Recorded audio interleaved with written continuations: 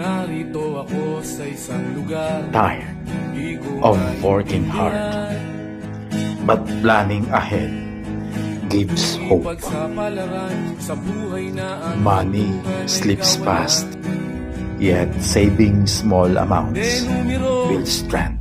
ang galaw ng tao. Days feel heavy, but new skills can open doors.